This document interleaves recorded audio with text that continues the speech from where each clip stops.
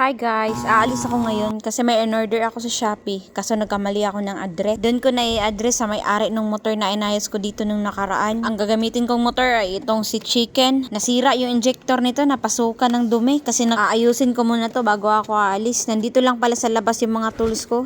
Dito sa Taiwan wala naman kasing magnanakaw. Kung meron man, babarangin ko talaga sila pag kukunin nila tong aking tool. Barado talaga yung injector nito. Mayroon akong extra na injector, inisip ko kaya kong gawan ng paraan kahit hindi sila magkatulad ng socket. Kaso tinamad naman ako kaya binalik ko na lang yung kanyang injector na sarili. Hindi ko pa talaga to nagpagtuon ng pansin ayusin tong motor ko. Pati battery na weak na kaya nagparallel muna ako dito. Nanghiram ako ng extra na battery at dinikit ko lang yung negative sa negative at positive sa positive. Sira nga yung injector nito kaya matagal siyang umandar. Pero no choice si Chicken kasi mamimili talaga ako na paanda rin siya kasi alis talaga ako. Medyo maginaw dito sa Taiwan guys kasi paulan-ulan kasi. Kaya naka-jacket ako ngayon. Aalis na ako guys. So ang cute namin ni Chicken, no? Ito yung rides ko dito sa Taiwan. So ang pupuntahan ko ay 39 minutes, around 26 kilometers. Tagami ah.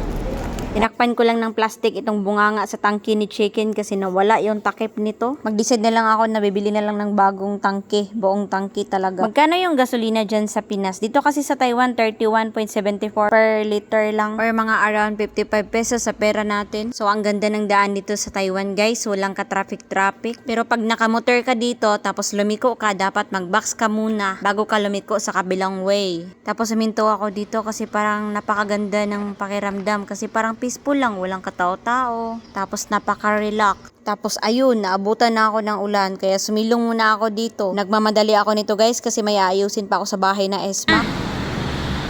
Napakalayo mo naabutan pa akong ulan. Dito sa Taiwan guys, kung may orderin ka sa Shopee, pwede mong ipa-address sa 7-Eleven dito, kahit anong store. So ito na yung parcel ko. Excited na akong buksan talaga siya. Ito pala yung matagal na pinag-ipunan ko. Dati pa akong nangarap nito nung nangangarira pa. Pag may laro kasi ako dati, nanghihiram lang ako ng goggles at saka helmet. O'Neil yung brand nito guys. So medyo pricey siya. Nasa 2,240 or around 3,800 mahigit sa Philippine money. Siguro mga 3 buwan ko rin itong pinag-isipang mabuti kung bibili ba ako nito. Meron na kasi akong full face na helmet na regalo sa akin. Mainit kasi gumamit ng full face lalo na pag summer. Kaya naisipan kong bumili ng half face. Nung nakabili naman ako ng half face, gusto ko namang bumili ng goggles. Hay, ang gastos maging tao. So ito na nga, sinukat ko na siya pero medyo tagilid ako dun banda sa aking ilong kasi parang hindi fit sa goggles. Pang Amerikano na size ata ito. Pero bahala na kayo dyan. Basta gustong gusto ko itong aking helmet.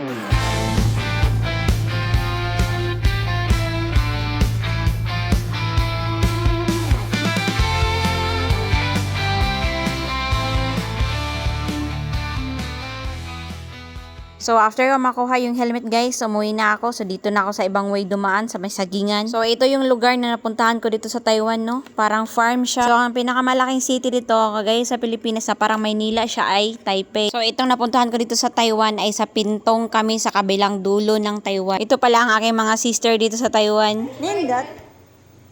Brum brum. Nakakatuwa to sila kasi minsan ginagawa ko ito silang helper pag may inaayos ako ng motor na di ko kayang buhatin. Dali! Oh, excited na ko. Di bagay, te! Bagay ra ng good! Wala, bagay ko ayo. Di bagay, ti. Tanaba ni video. Toyok ba, toyok? Hala, ti bagay kasi imo, ti! Promise, bagay kasi mapicture naman siya.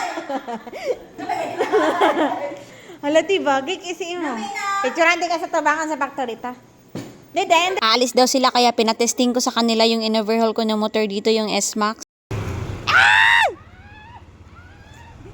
Ah! Dumadlok. Masarap lang to ang kasal. Tanasa, nindot kayo tayo. Bagay kasi mo tiya.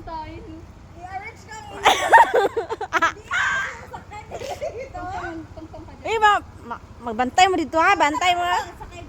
So ito yung S-Max na motor no, ay 155 yung power nito. Medyo malaki siya, pero pag sasakyan mo siya, magaan na siya para nakaupo ka lang sa salaset, lalo na pag angkas ka. Kulang na lang kape at manood ka ng TV para relax. Pero pag huminto at tutukod ka, medyo mabigat talaga siya. Pag tara mag-drive ha? Asa man mo mga